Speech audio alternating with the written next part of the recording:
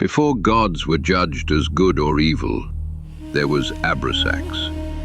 Not a tyrant, not a savior, but the measure of the universe itself. His name contains the number of the heavens, 365.